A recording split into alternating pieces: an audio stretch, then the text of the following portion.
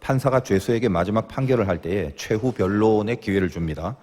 이미 증거나 판단이나 뭐 그런 것들이 어느 정도 다 서 있는 상태에서 그야말로 이제 마지막으로 죄수에게 자기 입장을 말하게 하는 그런 그 기회를 줍니다.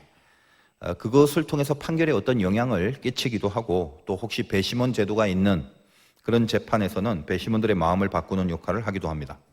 오늘 이 31장의 욥의 말들이 욥의 최후 변론입니다. 물론 이제 29장, 30장, 31장 전부 다 이 욥의 말들이 최후 변론인데, 특별히 오늘 이 31장은 욥이 이제껏 살아오면서 참으로 잘 살았고 의롭게 살아왔던 점들을 스스로 아주 단호하게 고백하는 그런 느낌을 받게 합니다. 그래서 오늘 마지막 절 40절에 뒤에 보면 욥의 말이 그치니라 하면서 끝나지 않습니까? 욥의 최후 변론이 이제 끝나게 됩니다. 이후에 32장, 33장 이제 이후로 가면 욥이 말을 해도 하나님에 대한 질문 뭐 이런 거에 잠깐씩 대답하는 그 정도지, 29장부터 31장에 걸친 이렇게 기나긴 자기만의 변론은 사실 오늘 이제 31장으로 끝나게 된다는 것입니다. 우리가 이제 29장에서부터 흐름이 어떻게 지금 흘러가고 있습니까? 29장에서는 잘 나갔던 과거에 대한 고백들이 있었고, 그리고 30장에서는 그럼에도 지금 현재는 너무 미칠 것 같은 그런 고난들이 있었다. 이 현실의 고난들, 그걸 말하고 있고, 그러면 29장과 30장 사이에 뭔가 이유가 있어야 될 것 같은데, 옛날에 잘 나가는데 지금은 막 한가운데에서 고난에 허덕이고 있다. 왜? 뭐 때문에? 그 의문 앞에 그동안 욥기를 다루면서 욥의 친구들은 뭐라고 하는 것입니까? 네가 지금 뭔가 잘못이 있고 너는 잘못한 죄인이니까 고난을 당하는 거다. 옛날에 잘 나갔는데 죄가 있고 잘못이 있어서 지금 고난을 당하는 거다. 그러니까 빨리 잘못을 시인하고 다시 원래의 영광으로 가라. 그런데 욥은 어떻습니까? 너희들 말에 동의할 수 없다. 내가 너희들 말처럼 잘못이 있었던 게 아니란 말이다. 내가 어떻게 살았는지 아느냐 하면서 오늘 31장의 최후 변론, 이것이 이제껏 욥이 스스로 살아왔던 그 의로운 삶에 대한 변론으로 처음부터 끝까지 가득 차 있습니다. 나 이렇게 잘 살았다는 거예요. 만약에 하나라도 잘못한 게 있다면 내가 온통 다 뒤집어 써도 상관없다. 그런 식의 느낌을 가지면서 욥은 자기가 살아온 그 의로운 인생들을 쭉 열거하고 있습니다. 31장의 내용이 상당히 많아서 조금은 부분적으로 살펴볼까 하다가, 욥이 이런 부분에서 의로웠고, 뭐 인간관계에서 의로웠고, 자기의 어떤 신앙에 있어서 하나님의 관계 속에서 의로워, 이런 부분들이 다 이렇게 쭉 열거되어 있거든요. 그러려고 하다가 이 욥기라는 것이 전체적으로 흐르는 메시지가 더 중요하다라고 생각이 돼서 이 부분보다는 전체를 놓고 흐름 속의 메시지를 붙들기 위해서 분량이 많지만 31장 전체를 한 번에 조명하기로 했습니다. 혹시 뭐 이쪽 부분에 다른 설교나 강해를 보면 이 31장에 욥의 그 의로운 모습들을 한 부분 이렇게 짚어가면서 의인은 봐라 이렇게 살아야 된다, 뭐 이렇게 살아야 된다, 이런 그 교훈들을 계속 주는 설교들이 많아요. 그것도 참 은혜가 되는 것은 틀림없습니다만, 자, 우리는 그것보다도 조금 더 깊은 차원에서 하나님이 주시려는 근본적인 메시지의 그 의도에 집중하기 위해 전체 흐름 속에 주어진 은혜를 추적해 보기로 하겠습니다. 일단 욥이 어떻게 살아왔는가에 대한 그 최후 변론을 간단히만 한번 스킵을 하면서 다뤄봅시다. 5절부터 사실은 시작하는데, 5절부터 시작되는 오늘 욥의 변론의 특징적 표현이 만일 그겁니다. 5절에 만일 내가, 9절에 만일 내 마음이, 뭐 이런 식으로 한 부분과 파트들이 시작할 때마다 만일 이런 가정법을 씁니다. 가정법의 정의라는 게 뭡니까? 현재 사실에 대한 반대, 그것이 가정법이죠. 그래서 만일 내가 잘못했다면 하면서 잘못한 점을 가정법으로 말한다. 이 말은 진짜 의미가 뭐예요? 현재 자기는 절대로 잘못을 하지 않았다. 절대로 이런 잘못 범하지 않았다. 이것을 강조하는 표현이거든요. 내가 만일 어떤 잘못을 했다면, 실제로는 절대 그렇게 안 했는데 그랬다면 내가 그 잘못에 대하여 분명하고 정직하게 책임을 지겠다. 이 선포를 해나가는 그 표현 방식으로 자기의 의롭게 살아왔던 삶을 지금 최후 변론을 하고 있다는 것을 알 수 있습니다. 그리고 내가 이렇게 잘못 살지 않고 올바로 똑바로 살았던 이유가 뭐냐 하면서 이제 1절에서 4절까지는 그 전제를 깔고 있는데, 잠깐 보겠습니다. 1절에 내가 내 눈과 약속하였나니 어찌 처녀에게 주목하랴. 그리하면 위에 계신 하나님께서 내리시는 분깃이 무엇이겠으며 높은 곳에 전능자께서 주시는 기업이 무엇이겠느냐. 불의한 자에게는 환난이 아니겠느냐. 행악한 자에게는 불행이 아니겠냐. 그가 내 길을 살피지 아니하시느냐? 내 걸음을 다 세지 아니하시느냐? 자, 이게 무슨 말입니까? 지금 내가 내 눈과 약속을 했다. 내 눈과 약속을 해서 나는 허망한 것을 안 보고 죄된 것들을 아예 쳐다도 보지도 않고 살기로 약속했다는 거예요. 자, 그렇게 산다면 하나님이 살아계시니까 하나님의 분깃, 하나님의 기업, 이게 분명히 선하고 의롭게 살아온 나에게 있을 거다. 그거 아니겠냐? 그 믿음으로 살았다는 거예요. 반대로 만약에 여기 불의하거나 혹은 행악을 저지르면 당연히 환난과 불행이 올 것이 아니겠느냐라고 이야기를 하고 있지 않습니까? 이거야 우리도 다 알고 있고 욥의 친구들도 다 알고 있는 그런 일반적인 교훈이고 또 기본적인 신앙의 그 기준이 아니겠습니까? 그러니 그가, 즉 하나님이 내 길을 살피고 그 하나님이 내 걸음을 다 세시는 분이니까 내가 지금 어떻게 살아왔는가를 열거할 때 이 살아온 삶을 하나님이 다 보시고 아신단 말이에요. 자, 그러므로 내가 이제 5절부터 말하는 이 나의 말은 거짓이 아니고 거짓일 수도 없다라는 거예요. 하나님인 재판장 앞에서 이제 내가 최후 변론을 쭉 하겠다는 겁니다.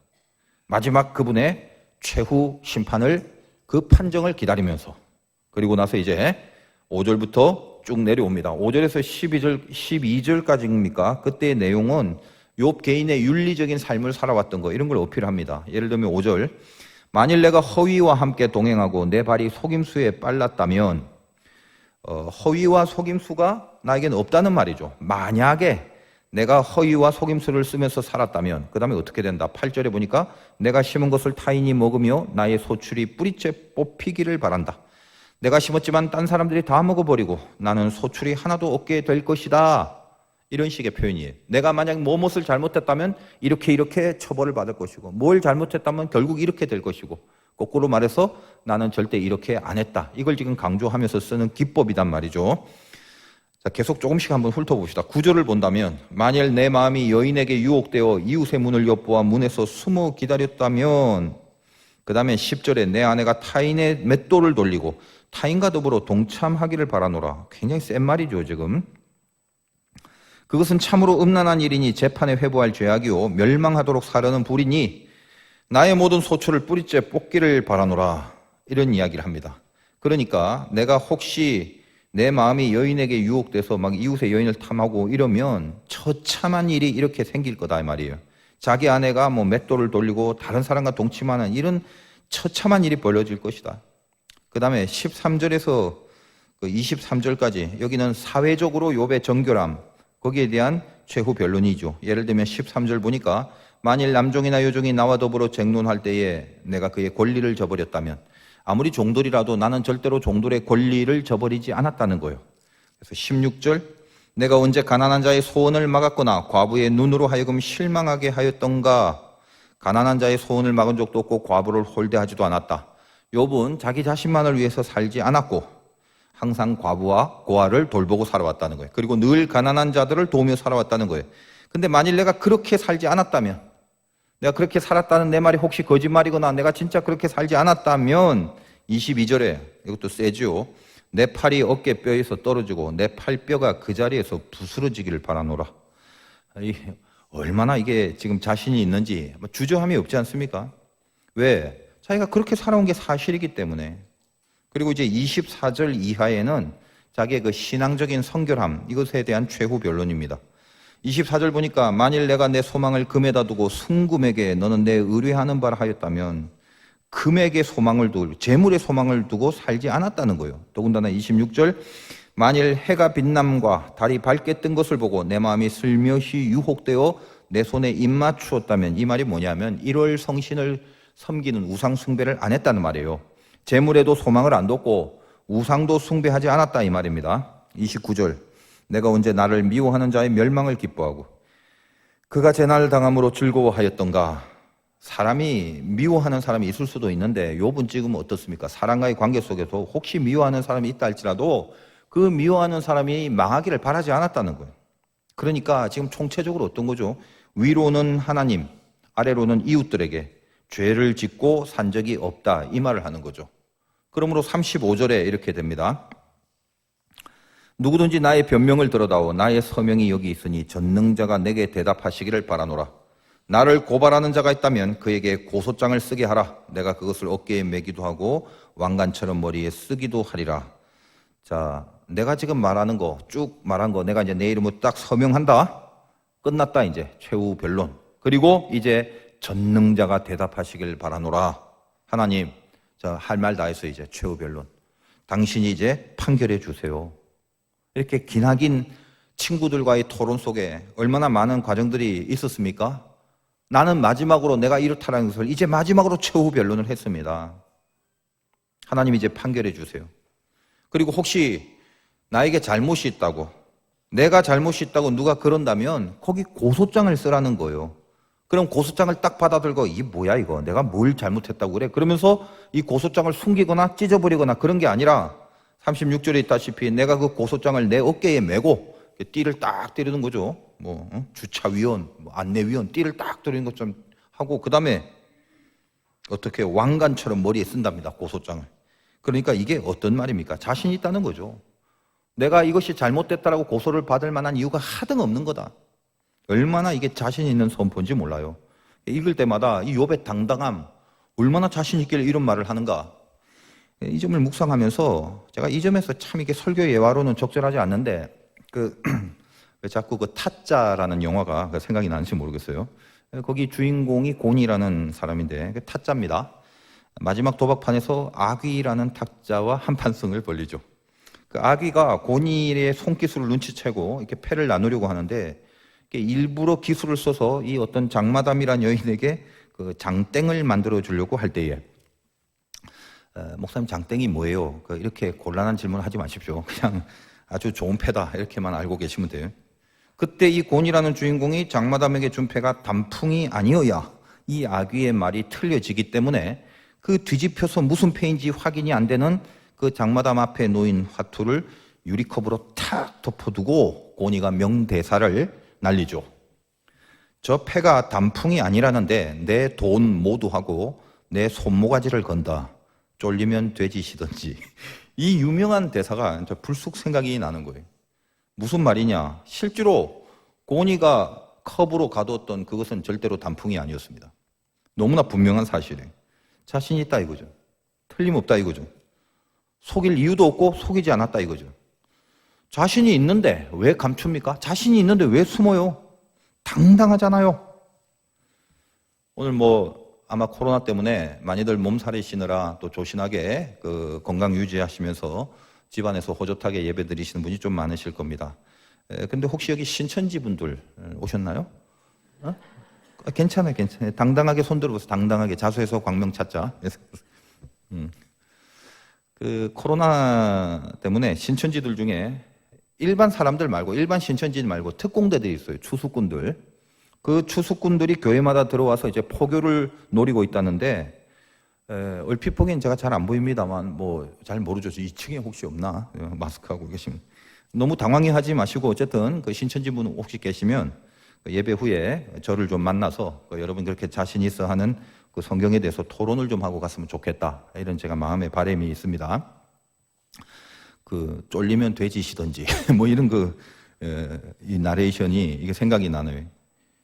우리 예수 믿는 사람들이 이단하면 두려움을 가져요. 두려워하는 이유가 뭐예요? 성경을 모르니까. 이단을 만나면 성경을 들이댈 거는 아는데 내가 성경을 모르니까, 반박할 지식이 없으니까, 말싸움하면 안 될 것 같으니까 겁나 하잖아요. 기독교인으로 살면서 우리가 갖고 있는 게 하나님의 말씀에 기반된 신앙이라면 성경은 좀 알고 살아야 하지 않습니까?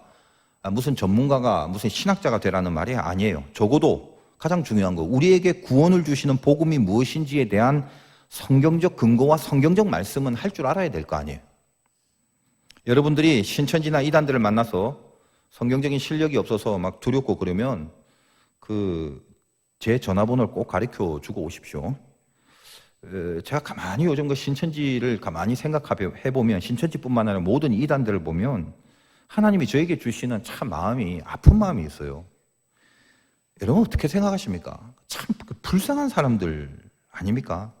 전 인생을 그 거짓된 진리에 모든 것을 바친 사람들이죠. 근데 다 보세요.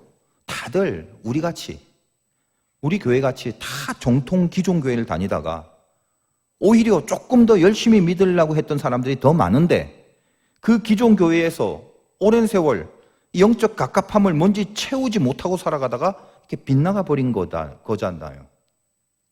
많은 부분이 그렇지 않습니까? 이단들을 욕하기 전에 그 길로 들어갈 수밖에 없이 만들어버린 그 이유가 기존 교회에 은혜가 없고 말씀이 없어서 그들의 영적 욕구를 채워주지 못함에 기인했다는 것을 뼈저리게 반성할 줄 알아야 된단 말이에요. 물론 배후에 사탄의 계략은 기본이니까 사탄이 그렇게 했다는 건 이건 일단 말할 필요도 없고요. 그건 당연한 거고요. 모든 재림주, 교주가 있는 이단들의 공통점이 뭔지 아세요? 많은 내용들이 있는 것 같지만요, 다 모아보면 딱 하나의 공통점, 모든 교주가 있는, 재림 예수가 있는 모든 이단의 공통점은 딱 한 가지, 예수로만 안 된다 이거예요. 예수는 하나님의 아들 맞아요. 그는 기적을 베풀었고 능력도 있어요. 선하신 분이에요. 그거 다 인정해요. 이단들이 예수를 인정하지 않는 건 아닙니다. 다 인정하는데 딱 하나, 실패했다 이겁니다. 십자가에 죽으면 안 되는데 인간들이 워낙 죄가 많으니까 예수를 몰라보고 십자가에 못 박히게 했다는 거예요. 그러니 얼마나 예수가 불쌍하냐 이 말입니다. 그러니 이제 두 번째로 재림한 예수가 이렇게 재림했으니까 내가 재림 예수니까 나한테는 잘해라. 그래서 옛날 과거에 예수님을 십자가 못 박아 죽여버린 불쌍한 그런 못난 인간들 되지 말고 이제 재림한 나를 잘 모시고 오랫동안 이 땅에서 천년왕국을 누려보자. 이 논리는 모든 교주가 있는 이단들의 공통점입니다. 복음이 뭔지를 성경을 근거로 모르면 그 논리가 인간적인 신금을 울리게 되죠. 안 그렇습니까? 그래 맞아. 나 같은 죄인 때문에 예수님이 죽어버렸어. 이제 재림하면 잘 모셔야지. 이분이 재림 주니까 잘 모셔야 돼. 그 논리를 성경에서 필요한 것만 이래저래 뒤적뒤적 다 찾아서 그것만 정밀하게 짜맞추기를 해서 꼼짝없이 우리의 생각을 몰고 가버리는 거죠. 자세한 얘기는 안 합니다만 또 그럴 시간도 없고 가장 중요한 핵심, 복음은 뭐냐? 예수님 한 분만으로 우리의 구원은 다 이루어진다. 그거거든요. 오직 예수만이 구원이시다. 그거죠. 그분은 우리를 위해 죽으러 오신 거예요. 그걸 안타깝게 여기는 것은 두 번째고 당연히 안타깝죠. 잘 믿어드려야 되는데 그러지 못했으니까 서럽도록 죄스럽죠. 그건 맞죠. 그러나 뭘 알아야 돼? 그건 두 번째예요. 이 땅에 하나님의 아들이 와도 그가 누군지도 모를 정도로 인간이라는 것은 구제될 가능성이 스스로 구제될 그 의적 실력이 하나도 없는 한심한 족속이라는 걸 잊지 말라는 거예요. 왜? 우린 타락한 죄인이기 때문에. 그래서 주님은 우리를 구원하시기 위해서 우리를 위해서 대신 죽어야 하시는 방법, 내가 죽을 수밖에 없는 존재이기 때문에 그분이 대신 죽을 수밖에 없는 그 방법 외에는 없어서, 아시겠습니까? 우리는 살 수가 없는 존재, 애시당초 구제불능이라고요. 그래서 우리를 위하여 대신 죽으시는 방법밖에 없어서 이 땅에 죽으러 오셨다라는 거예요. 그래서 구원이라는 말을 하는 것입니다. 그 방법 외에는 안 되기 때문에. 예를 들면 조금만 도와주면 될 것 같네 이 녀석. 그래서 대강 조금만 도와주면 지가 알아서 발끈 힘을 내서 일어날 족속이 아니란 말이에요. 만약 조금 도와줘서 발끈해서 일어났다면 그걸 구원이라고 안 하죠. 그런 건 협력이라고 얘기를 하는 거예요. 그런 가능성은 1%도 없는 가능성 제로의 존재가 타락한 인간이란 말이에요. 그래서 주님이 나의 죄를 대신 지시고 내가 받아야 할 죽음의 형벌을 대신 지셨어요. 그거밖에 없는 거예요. 그러려고 이 땅에 오신 것입니다. 그 사랑이, 그게 하나님이에요. 그 사랑이 십자가의 죽으심이란 말이에요. 당신이 당신의 아들을 우리를 위해 대신 죽이신 그 사랑이 구원을 이룬다는데 뭐가 모자라? 뭐가 더 필요해요? 뭐가 실패를 했어요? 뭐가 완성이 안 된 거예요? 하나님이 당신의 아들을 죽이셔서 이루어낸 것이 구원인데 뭘 자꾸 첨가를 하려고 해요? 하나님이 우리를 구원시키지 못할 정도로 어떤 구멍난 부분, 약한 부분, 모자란 부분이 있어서 그래서 이단들이 그거 채워서 하나님하고 같이 협력하여 구원을 이루려고 지금 이러는 겁니까? 혹시 여기 뭐 이단 분들 계신다면 여러분들 너무 교만하지 마십시오. 이단 여러분. 자기들이 무슨 가능성이라도 있는 존재인 양 착각하지 마시라고요. 모든 교주가 있는 이단, 거기에 서려 있는 것 중에 모든 이단에게는 인간의 의지를 독려하는 깊은 부추김이 서려 있어요. 그래서 뭔가 할 수 있을 것 같은 잘못된 생각을 마치 선한 의지인 양 착각하게 만든다고요. 내가 할 수 있다는 것이 잘못된 생각인데 그게 선한 의지인 양 속여서 착각하게 만든단 말이에요. 그래서 이단에 가면 공통점, 생기 같은 게 있는 것 같은 분위기예요. 왜? 인간의 의지의 활발함이 발휘가 되니까. 이렇게 깊이 이야기하는데 별로 없습니다. 혹시 앉아 계신 분이라면 어떻게 알았지? 그러지 마세요. 뻔한 겁니다. 기독교가 뭐예요? 복음이 뭐예요? 예수 한 분으로 너무너무 충분하고 너무너무 완전한 구원을 이루게 하셨다는 거. 그게 복음입니다. 요즘 이 코로나 신천지 때문에 제가 이런 얘기를 하게 되는데 이단은 이단대로 그렇지만 저는 이참에 이 정통교회에 대해서 한번 묵상을 해볼 필요가 있다고 봐요. 여러분이 이단을 무슨 마귀 새끼 보듯이 하는 그런 시선을 고치기 바라요. 교주가 마귀의 종이죠. 근데 거기에 속아 넘어가서 가 있는 사람들 중에는요, 우리 가족이 있어요. 아닙니까? 우리 부모가 거기에 있고 우리 자식들이 거기에 들어가 있다고요. 여러분 지금 신천지나 혹은 다른 이단에 다니는 사람들이 어디 외계에서 UFO 타고 와서 거기에 들어가 있습니까? 거기로 넘어가기 전에는 실은 함께 했던 교우들이고 오히려 많은 부분 훨씬 더 뜨거우려고 했던 성도들이었다는 사실이에요. 그런데 우리들은 어때요? 그들에 비해 자기 자신은 성경 한 장 읽지도 않고 살아가면서 수십 년 살아도 성경 한 번 읽지도 않고 그렇게 살아가면서 저들은 이단이라고 사단 자식들이라고 여기고 신천지 출입금지란 문패만 붙여두고 있으면 그게 다 잘하는 거예요? 그러면 해결됩니까? 신천지가 없어져요? 신천지 출입금지 문패 붙여준 교회도 제가 아는 교회인데 그 안에 사정을 제가 잘 아는데 살펴보아한즉 못지않게 더러운 죄들이 많더만요. 성경 공부를 하자고 하면 이렇게 주워 들은 게 있다 보니까 뭐 이상한 거다 싶어서 슬슬 피하면서 자기 자신은 본인은 성경 한 번 안 읽고 살아온 사람인데 설득할 실력도 없으니까 저것들 저 그냥 마귀 새끼들 저거 성경 공부한다고 저 쓸데없는 성경 공부한다고 저거 틀린 성경 공부한다고 뭘 틀렸는지 알지도 못하면서 그냥 지옥에 갈 종자들로만 여겨버리는 그것으로 내가 갖고 있는 이단에 대한 개념을 그렇게 선을 딱 긋고만 있으면 그럼 되는 거예요? 그럼 우리만 거룩한 거예요? 이단들은요, 교주를 메시아로 믿는 그 죄성, 그게 가장 심각한 죄죠.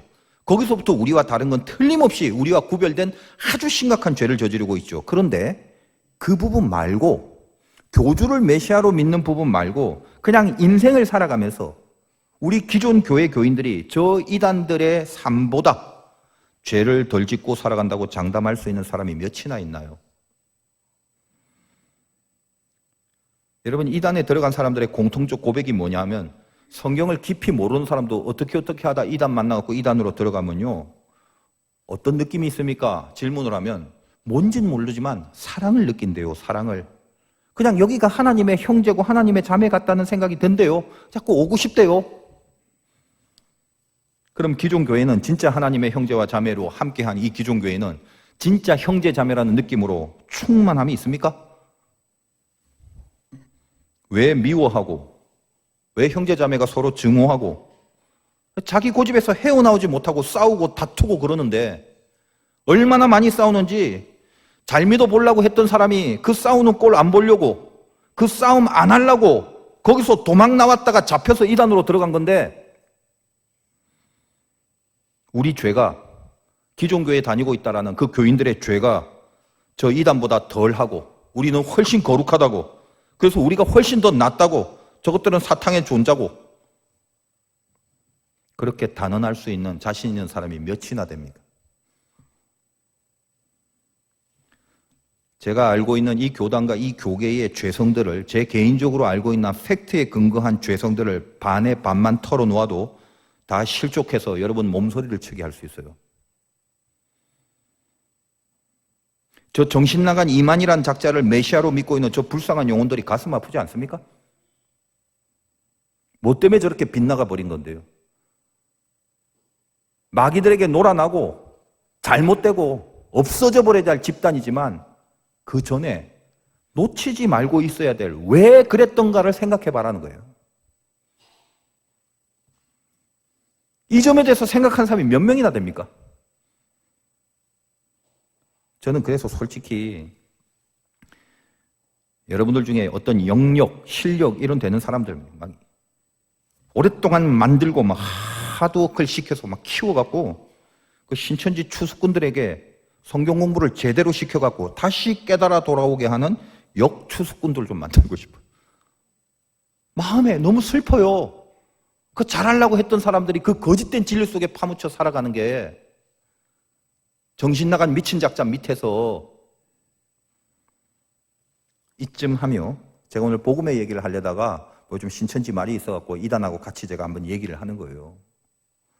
우리 신자들은 항상 뭘 보더라도 먼저 나를 보는 게 제일 중요합니다. 그리고 나서 봐야죠. 나와 하나님의 관계를 먼저 보고 그 다음에 비판을 하고 공격을 하고 그 다음에 뭔가 대책을 만들고. 오늘 본문을 읽으면서 저는 이 욥의 당당함 앞에 제 감정에 4가지의 내용이 생깁니다. 여러분도 쭉 한번 읽어보시면 이런 거 느껴요. 첫째, 부러워요, 부러워. 이렇게 좀 살았어야 되는데. 둘째, 큰일 났네. 난 이렇게 지금 못 살았는데 어떻게 하면 좋지? 셋째, 이런 욥도 당했던 고난인데 난 지금 욥의 100분의 1도 안 되는 고난에서 뭘 그렇게 억울해하냐? 그런 마음이 들면서 마지막 4번째, 나는 이제 어떻게 해야 되나? 무엇에 붙들려야 되나? 그래서 실은 오늘 이 욥의 고백을 하나하나 살피면서 욥이 살아왔던 이 신앙의 모습을 본받고 그렇게 살지 못한 우리들의 죄를 회개하고 싶은 그런 감동이 듭니다. 그러나 처음에 말씀드렸다시피 제가 전체 흐름의 메시지를 살피자고 했으니까 각자 알아서 관심 있는 분은 오늘 31장의 본문을 부분적으로 언급되는 욥의 신앙을 바라보면서 저렇게 좀 살아보자 하고 그렇게 살지 못한 스스로를 회개하시면 될 것 같아요. 근데 오늘 31장 전체를 통해서 우리가 붙들어야 될 은혜가 무엇이겠는가? 아까 제가 스스로 느낀 4가지 감정 중에 나는 무엇에 붙들려야 되나? 난 이제 어떻게 해야 되나? 우리가 붙들어야 될 은혜가 뭐냐? 우리는 욥기 전체를 이미 다 알잖아요. 그래서 하나님이 여기 31장에 대한 최후 변론에 대한 하나님의 최후 심판에 대한 이야기는 31장에는 안 나와 있지만 그래서 오늘 본문만 읽으면 결론은 없지만 우리는 욥기를 다 알고 있잖아요. 오늘 욥의 최후 변론 앞에 하나님은 마지막에 하나님이 욥을 향한 최후 심판은 뭐죠? 욥을 인정하여 의로운 판정을 주시는 그 결론을 알지 않습니까? 따라서 알다시피 욥기는 욥이 의인으로 시작해서 의인으로 끝납니다. 욥은 늘 의인이었다는 거예요. 무엇이 욥을 의인으로 여기게 하는가? 지금 여러분도 보세요. 여러분 지금 이 자리에 의인으로 있지 않습니까?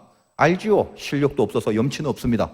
그러나 이미 우리는 복음 때문에 내 의로움이 나로 인하여 된 게 아니라는 건 알고 있잖아요. 하나님이 나에게 주신 은혜 때문에 하나님이 우리를 의롭게 봐주셨기 때문에 의인이지 의로운 실력과 조건을 갖춰서 의인이 아니라는 건 알고 있단 말이에요. 그것은 우리뿐만 아니라 욥도 마찬가지입니다. 이 세상에 있는 모든 자, 그래서 오늘 이 욥을 하나님이 의인으로 여긴 것은 욥이 어떤 것을 중간에 했기 때문에 그 조건을 보고 의인으로 결정된 게 아니라 우리 알다시피 처음부터 의인이었고 마지막도 하나님의 최후 심판은 욥은 의인이다로 끝납니다. 그렇다면 무엇이 욥을 의인으로 여기게 하는가? 그가 잘 살아왔던 영광된 축복들을 통해서 그거 보니까 의인이구나. 그런 적도 있었겠죠. 영광된 축복이 있다고 얘기했잖아요. 29장에. 그러나 그게 아니었죠. 30장에. 견딜 수 없는 참혹하고 비참한 현실의 고난이 있었지 않습니까? 그런데 뭐죠? 그 고난 중에서도 여전히 욥은 의인이었죠. 하나님의 최후 판결이 그거잖아요. 언제나 의인이었다는 거란 말이에요. 그리고 오늘 욥이 자기의 당당한 의로움을 피력하고 있을 때도 여전히 욥은 의인으로 남아있는 걸 알지 않습니까? 그럼 무슨 말이에요? 욥의 의인됨이라는 건 자기가 잘나고 못나고 혹은 잘 살고 못 살고 혹은 건강하고 병약하고 그런 것으로 판결되는 문제가 아니라는 거예요. 욥의 의인됨의 근거는 욥에게 있는 것이 아닙니다. 그런데 욥의 친구들의 주장은 뭐냐? 너의 의는 너에게 달려있다. 돌이키면 의롭게 된다. 안 돌이키니까 의인이 아니다. 아시겠어요? 이게 지금 욥 전체를 흐르고 있는 거예요. 우리에게 적용을 시켜봐야 돼요.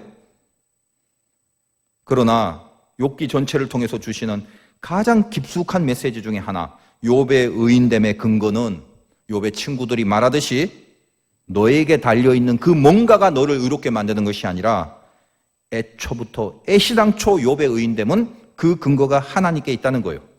우리를 의롭게 하신 하나님 때문에 우리가 의로운 자임을 놓치지 말라라는 것입니다. 그렇다면 물어봅시다. 우리의 의인됨이 하나님께로부터 온 거라는 거, 이거 얼마나 많이 들었습니까, 여러분? 솔직히 뭐 그런 말을 수없이 들어서 익숙하긴 한데, 우리가 의롭다는 건 염치가 없지만 의롭다는 건 이제 복음을 통해서 말씀을 통해서 알겠는데, 그래서 우리의 의가 하나님께로부터 온 거라는 것도 많이 들었는데 그걸 안다는 게 도대체 우리에게 어떤 은혜의 임팩트를 주느냐 이 말이죠. 내가 어떻게 의의 자리로 갔는지 그건 몰라도 내가 의인이 맞다면 의인의 증거라는 건 어떤 식으로도 나타나야 할 것 아니냐라는 질문을 해보라는 거예요. 여러분이 의인이 된다라는 거 혹은 의인인지 아닌지 궁금하십니까? 그럼 내가 뭘 갖고 있는가?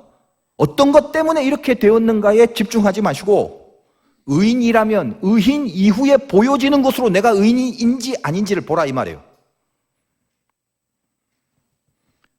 성경이 제시하는 방법은 그겁니다.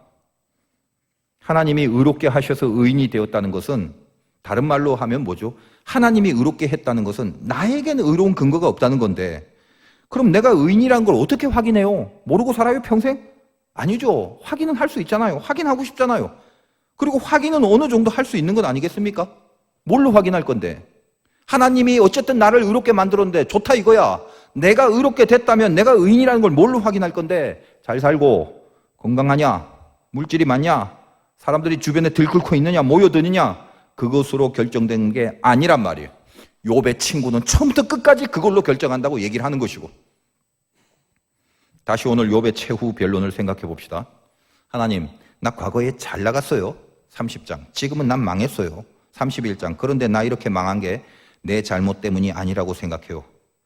보다시피 제가 이렇게 오늘 31장에 잘 살아냈잖아요. 자, 이제 하나님 마지막 판결해 주세요. 나 의인 맞아요? 최후 변론 그리고 최후 심판, 그것을 하나님 앞에 당당하게 요구합니다. 질문할 때 욥은 뭔다? 자기도 모르고 있다. 내가 왜 의인인지, 왜 이렇게 됐는지, 의인인데도 혹시 의인이라면 왜 지금 고난을 받는지, 기타 등등.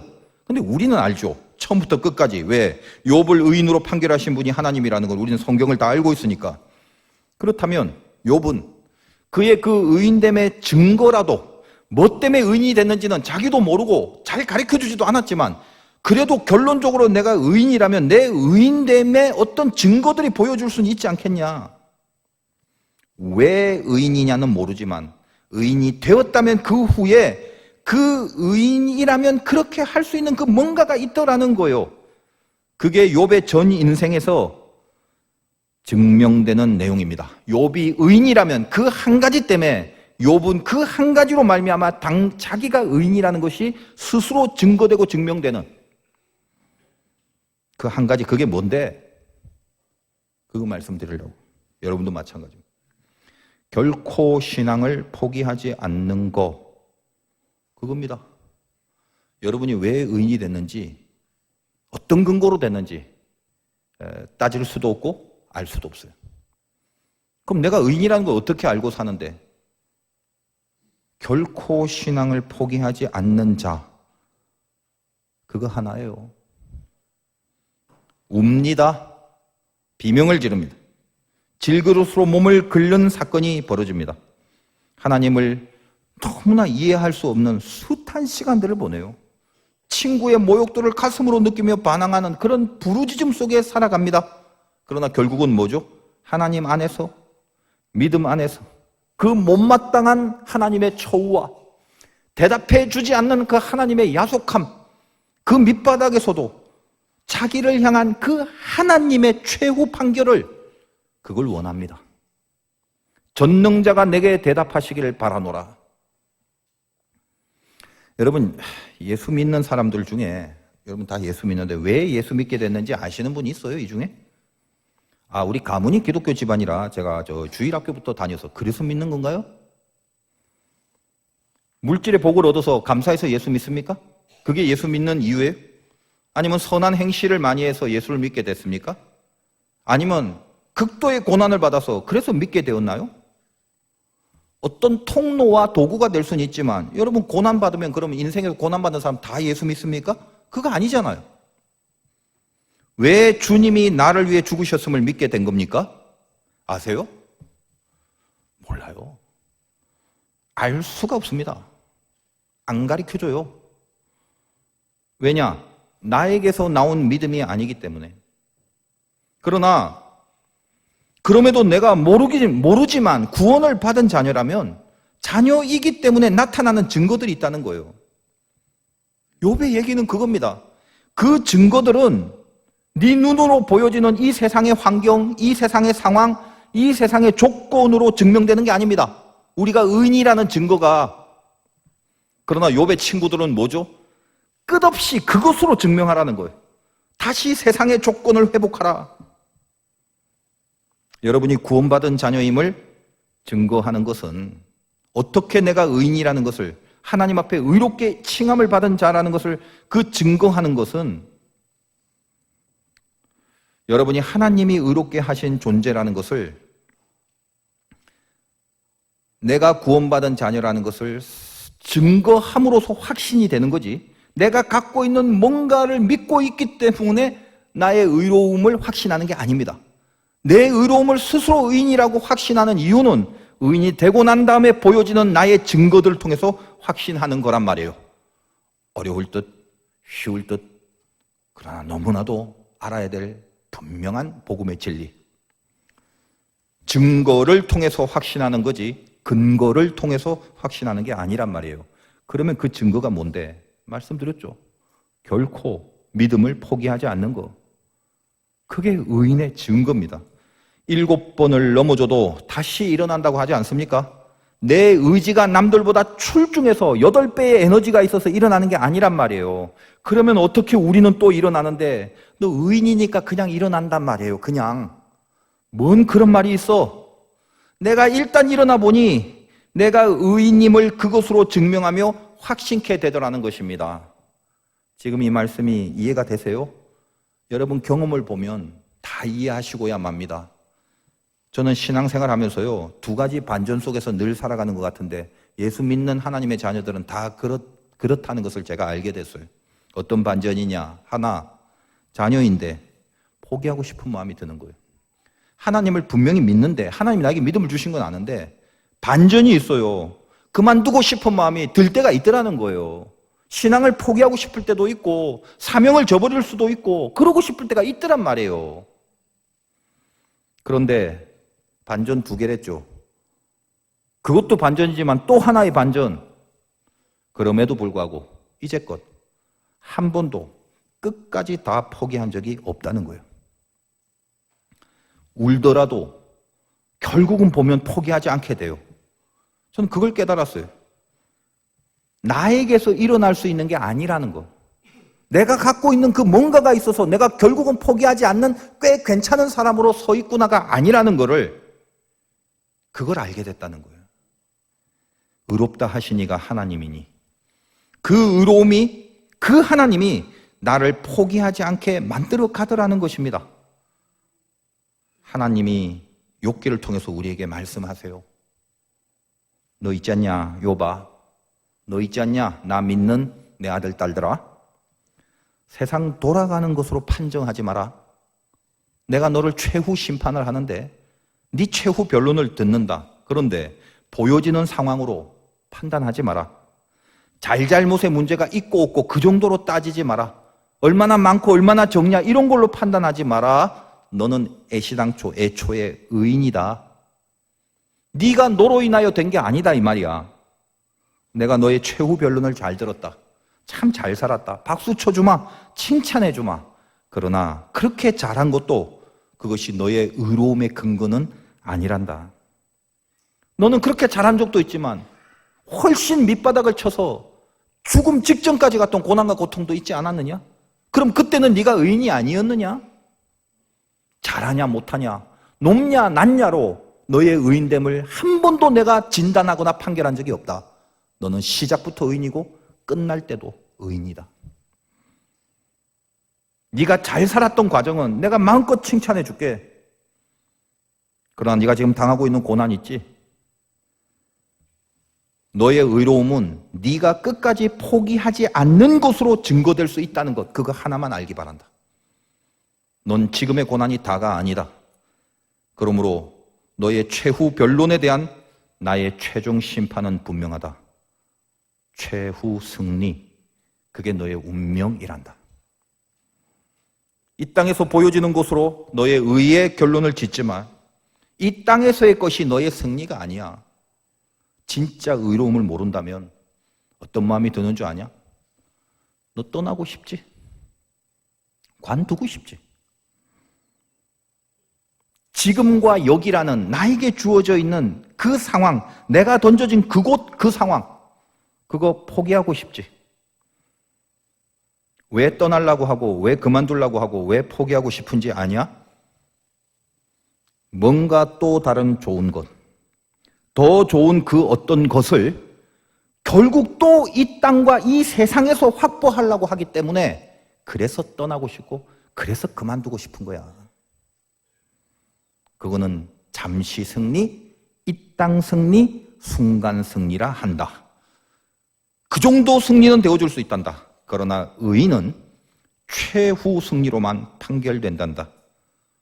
그 자리에서, 여전한 거기에서 부글부글 올라오는 미칠 것 같은 풀무의 연단 속에서 욥아, 포기하지 마라. 그것으로 네가 의인임을 증거해라. 최후 승리를 믿어라. 그리고 해내라. 너의 최후 변론을 다 말했냐? 그리고 넌 나에게 나의 최후 판결을 듣고 싶다고 그랬냐? 말해줄게. 의로운 욥아, 내가 의롭게 만든 욥아, 독생자를 죽여 피를 흘리게까지 하여 네 죄를 위하여 대신 죽게 만든 그 사랑으로 의를 만들어 놓은 욥아, 너에게 최후 승리를 줄게. 그것이 나의 최후 판결이다. 포기하지 말고 이미 포기하지 않는 너의 모습을 통해서 너 스스로 네가 의인임을 확신하며 살아가기를 바란다. 이 하나님의 음성이 여러분의 의로운 가슴에 새겨지시기를 주님의 이름으로 축원드립니다.